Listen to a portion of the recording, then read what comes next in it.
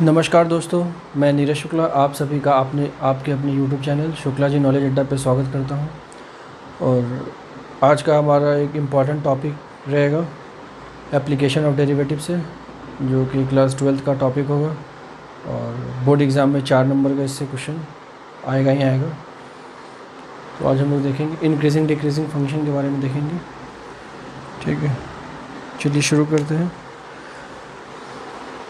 पहले हम लोग समझते हैं इंक्रीजिंग डिक्रीजिंग फंक्शन क्या है। स्ट्रिक्टली इंक्रीजिंग और स्ट्रिक्टली डिक्रीजिंग हम लोग कब कहते हैं और कैसा उसका ग्राफ होता है। देखिए,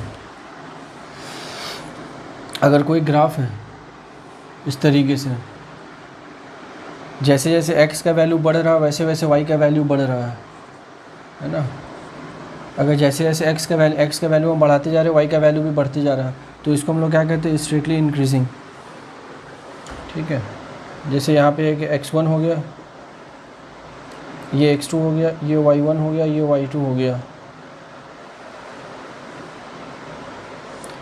अब इसमें क्या हुआ, x2 जो है वो x1 से बड़ा है। अगर x2 x1 से बड़ा है तो ये वाला फंक्शन क्या हो जाएगा, f(x2), और ये वाला फंक्शन क्या हो जाएगा, f(x1). इसमें हम क्या लिख सकते हैं, f(x2) जो फंक्शन होगा वो भी फंक्शन क्या होगा, f(x1) फंक्शन से बड़ा होगा। मतलब ये y के वैल्यू है। अगर x का वैल्यू जैसे जैसे बढ़ रहा है वैसे वैसे y का भी वैल्यू बढ़ रहा है, तो इसको हम लोग स्ट्रिक्टली इंक्रीजिंग फंक्शन कहते हैं। डेरिवेटिव के टर्म हम लोग कैसे लिखते हैं, dy/dx इज इक्वल टू क्या होता है, difference of y2 minus y1 by x2 minus x1। x2 बड़ा है y1 छोटा है ना, इधर पॉजिटिव है। x2 बड़ा है y1 छोटा है, तो ये क्या हो जाएगा, ये वाला टर्म तो पॉजिटिव ही रहेगा। ये क्या है, इंक्रीजिंग फंक्शन है। y2 बड़ा है यहाँ पे, y2 माइनस y1, y2 बड़ा है y1 छोटा है, तो ये वाला टर्म भी पॉजिटिव होगा। तो मतलब ये ओवरऑल क्या होगा, डेरिवेटिव्स ग्रेटर देन 0 होगा। तो इसको हम लोग क्या कहते हैं, स्ट्रिक्टली इंक्रीजिंग। अब सेम वे हम लोग डिक्रीजिंग का देखेंगे। स्ट्रिक्टली डिक्रीजिंग कैसे कहते हैं, अगर कोई फंक्शन ऐसा है, इधर y एक्सिस और इधर x एक्सिस, ये x एक्सिस हम लोग x एक्सिस बढ़ रहा है, x1 x2, ये y1 ये y2। y1 का वैल्यू क्या, यहाँ पे क्या है, ये ज़्यादा है, और यहाँ पे क्या है, y2 का वैल्यू कम है। तो जैसे x का वैल्यू जैसे बढ़ा वैसे y का वैल्यू क्या हो गया, कम हो गया। तो यहाँ पे हम लोग क्या लिख सकते हैं, x2 जो है वो ज़्यादा है x1 से, x का वैल्यू बढ़ रहा है, और सेम वे y का वैल्यू कम हो रहा है।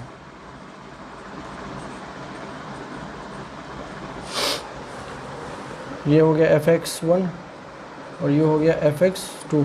तो fx2 का जो वैल्यू है, ये वाला जो y के वैल्यू है, ये कम है इस वाले y के वैल्यू से। जैसे जैसे x बढ़ा है वैसे वैसे y नहीं बढ़ा, जैसे जैसे x हम बढ़ा रहे हैं वैसे वैसे y घटते जा रहा है कॉन्स्टेंटली। तो इसको हम लोग क्या कहते हैं, स्ट्रिक्टली डिक्रीजिंग फंक्शन।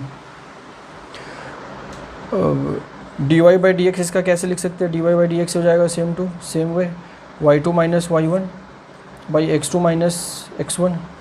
ये बड़ा है ये छोटा है, ठीक है, x2 बड़ा है y1 से, x2 बड़ा है x1 से, तो ये वाला टर्म क्या हो जाएगा, पॉजिटिव हो जाएगा।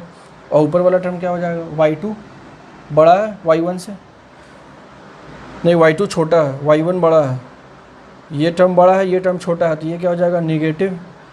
तो क्या हो जाएगा, dy/dx क्या हो जाएगा, लेस देन 0। तो ये क्या हो जाएगा, स्ट्रिक्टली डिक्रीजिंग फंक्शन। ये हो गया स्ट्रिक्टली इंक्रीजिंग और स्ट्रिक्टली डिक्रीजिंग फंक्शन का। ठीक है, अब हम लोग एक क्वेश्चन देखें, क्वेश्चन करेंगे, और क्वेश्चन से हम लोग देखेंगे कि बोर्ड के एग्ज़ाम में हम लोग उस क्वेश्चन को 3 4 5 स्टेप रहेगा, वही स्टेप को सिर्फ आपको फॉलो करना है, और उसी स्टेप से आपका क्वेश्चन भी सॉल्व हो जाएगा, और आपको 4 मार्क्स का आएगा, तो 4 में 4 आपको मार्क्स भी मिल जाएंगे। तो आइए हम लोग उस क्वेश्चन को हम लोग देखते हैं।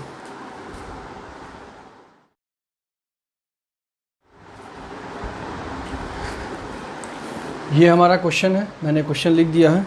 ये एप्लीकेशन ऑफ डेरिवेटिव से क्वेश्चन है, और ये क्वेश्चन 12th के बोर्ड एग्ज़ाम में आएगा, 4 मार्क्स का क्वेश्चन आएगा। ये इस तरीके का क्वेश्चन कंफर्म आएगा, और इस तरीके के क्वेश्चन को सॉल्व करने का क्या तरीका होता है, क्या क्या स्टेप्स हम लोग यूज़ करते हैं इसको फाइंड करने में। अगर हम लोग स्टेप को सिर्फ याद रखें कि पहले क्या करना होगा फिर क्या करना होगा, 3-4 स्टेप्स है, 3-4-5 स्टेप्स है, अगर उस स्टेप्स को सारे स्टेप्स को अगर हम लोग फॉलो कर लिए तो क्वेश्चन बहुत आराम से क्वेश्चन सॉल्व हो जाएगा और आपको फुल मार्क्स मिल जाएगा 4 में 4। तो इस क्वेश्चन को सॉल्व करने के लिए जो स्टेप्स होते हैं वो मैं स्टेप्स इधर लिख देता हूँ। पहले क्या करते हैं, ये फंक्शन दिया हुआ है, ये हमारा फंक्शन है, तो इस फंक्शन का हम क्या करते हैं, फाइंड डेरिवेटिव कर देते हैं, f' निकाल लेते हैं इस फंक्शन का। पहला स्टेप हमारा ये रहेगा। दूसरा स्टेप में क्या रहेगा, ये जो f' है इसको फैक्टर कर देंगे, फैक्टर्स निकाल लेंगे इसका। थर्ड स्टेप में क्या रहेगा, f' is equal to 0 put करेंगे और क्रिटिकल वैल्यू निकाल लेंगे। f' इज इक्वल टू 0 रखेंगे तो कुछ x के वैल्यू निकलेगा, 1-2 x के वैल्यू निकलेगा, उसी को हम लोग क्रिटिकल वैल्यूज़ कहते हैं, वो निकाल लेंगे। फिर चौथे स्टेप में हम लोग क्या करेंगे, जो वैल्यूज़ निकलेगा उसको असेंडिंग ऑर्डर में अरेंज कर लेंगे।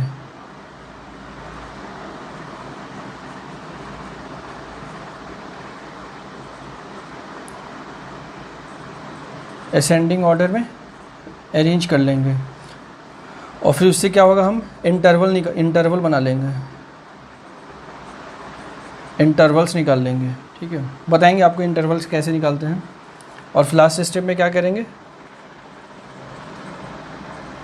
साइन चेक करेंगे, किसका, f' का साइन चेक करेंगे कि वो पॉजिटिव है कि नेगेटिव है।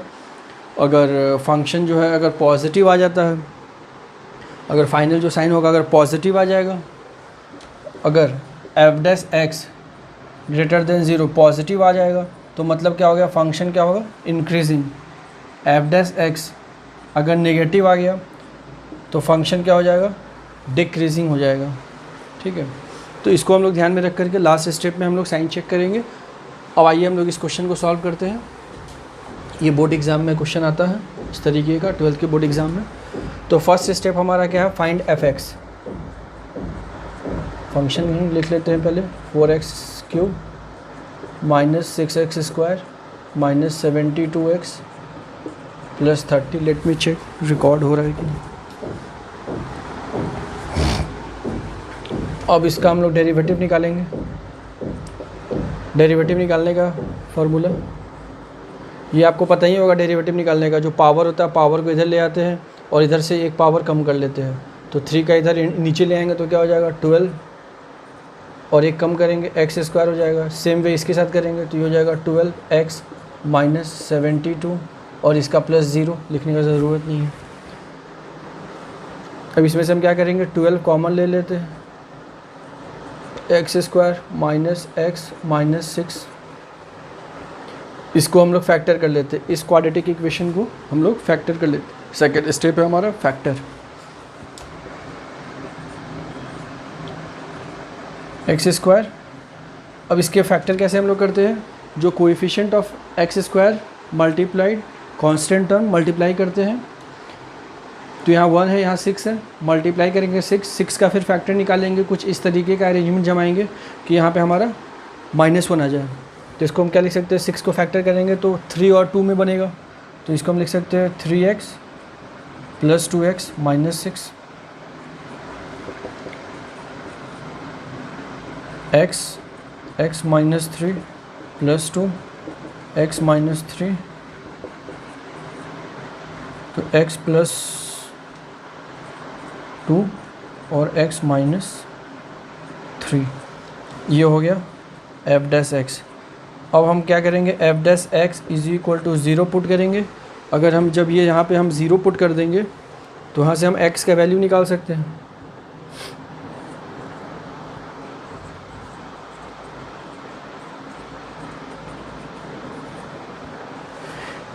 x का वैल्यू हमारा क्या निकलेगा, या तो ये 0 हो जाएगा, x + 2 0 हो जाएगा होगा, या x + 3 0 होगा, दोनों में से कोई एक 0 होगा। अगर ये 0 होगा तो x का वैल्यू क्या दे देगा, -2। अगर ये 0 होगा तो x का वैल्यू क्या दे देगा, 3। तो हमारा क्रिटिकल वैल्यू निकल गया, क्या निकला, -2 और 3। इसको हम लोग ऊपर लिख लेते हैं।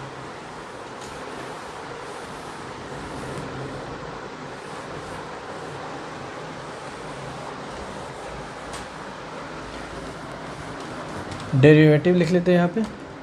डेरिवेटिव क्या निकला था, 12x + 2 x - 3 और x का जो वैल्यू था -2 और 3। अब arrange the value in ascending order है, इंटरवल बनाएंगे। तो इंटरवल कहाँ से होता है, तो जो हमारा जो ग्राफ होता है इधर -इन्फिनिटी से लेकर के +इन्फिनिटी तक का वैल्यू के रेंज में हम लोग लेते हैं। तो -इन्फिनिटी से कहीं -2 तक आएगा पहले, फिर -2 से कहीं 3 पे जाएगा, फिर 3 से ये प्लस की तरफ जाएगा। तो ये हमारे पास 3 इंटरवल बनेगा, एक इंटरवल ये बन जाएगा, एक इंटरवल ये बन जाएगा, एक इंटरवल 3 यहाँ बन जाएगा। तो हमारे पास 3 इंटरवल बनेंगे। कैसे बनाएंगे, तो -इन्फिनिटी से -2, -2 से 3 और क्या हो जाएगा 3 से इन्फिनिटी। हमारे पास ये 3 इंटरवल बना। अब ये तीनों इंटरवल पे हम क्या करेंगे, इंटरवल्स बन गए। अब तीनों पे हम लोग साइन चेक करेंगे। तो ऐसे हम लोग इसको अरेंजमेंट जमा लेते हैं। इंटरवल्स यहाँ लिख लेते हैं, -इन्फिनिटी से -2, -2 से 3। ये क्या है, ये x belongs to this values, x belongs to this values. x जो होगा इन्हीं में से कोई एक वैल्यूज़ रख करके वैल्यू हम चेक करेंगे, यहाँ से यहाँ तक के बीच का आ जाएगा। अगर इसके बीच में हम लोग जो वैल्यू लेंगे वही पूरे मतलब ग्राफ का नेचर रहेगा। -इन्फिनिटी से -2 का जो भी वैल्यू, कोई भी एक वैल्यू रख करके हम लोग चेक कर लेंगे, वही इस इंटरवल का पूरे का नेचर रहेगा। फिर इसके बीच का कोई वैल्यू रखेंगे तो वो उसका नेचर रहेगा। फिर यहाँ से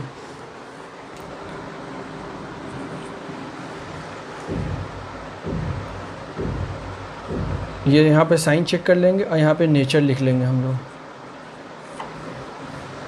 ठीक है। नेचर ऑफ किसका, f' फंक्शन का, ये f' फंक्शन का। तो अब ये 12 पॉजिटिव है तो पॉजिटिव ही रहेगा, सब में पॉजिटिव। अब यहाँ पे इन दोनों के बीच में कोई भी एक हम वैल्यू ले लेंगे, ठीक है, कोई भी एक वैल्यू लेंगे तो हमारा क्या क्या दे देगा ये,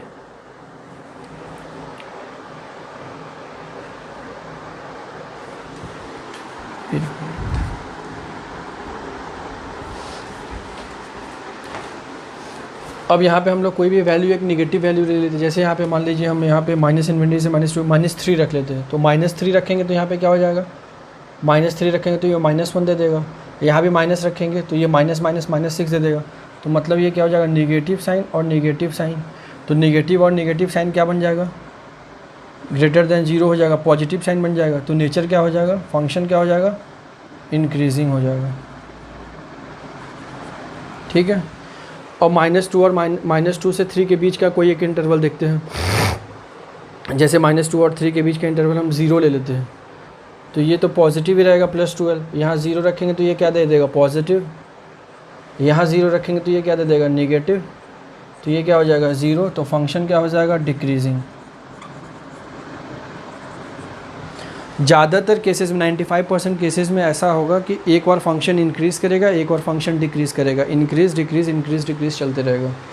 तो यहाँ भी वही हो रहा है, पहले इंक्रीज़ किया फिर डिक्रीज़ करेगा, फिर ये अभी इंक्रीज़ कर जाएगा। अब ये पॉजिटिव वैल्यू है, यहाँ पे कुछ भी रखेंगे तो पॉजिटिव ही रहेगा। और यहाँ हमें 3 से ज़्यादा लेना है, 3 से ज़्यादा कुछ भी लेंगे तो पॉजिटिव ही देगा। तो ग्रेटर देन 0, तो फंक्शन हो जाएगा क्या, इंक्रीजिंग का, ठीक है। फंक्शन हमारा इंक्रीजिंग हो जाएगा। ये क्या हो जाएगा, x का वैल्यू, x बिलोंग्स टू। अब बस हमारा कुछ सारा स्टेप कंप्लीट हो गया। अब हमें एक बस स्टेटमेंट लिख लेना है और हमारा क्वेश्चन कंप्लीट हो जाएगा। तो हम यहाँ पे लिख देते हैं, फंक्शन इंक्रीजिंग ऑन। अब इंक्रीजिंग किस पे है, इस पे है, इस वाले इंटरवल पे है इंक्रीजिंग, और इस वाले इंटरवल पे है। तो कैसे लिखेंगे, -इन्फिनिटी से -2 यूनियन, इस पे भी इंक्रीजिंग है, 3 से इन्फिनिटी हो जाएगा, और फंक्शन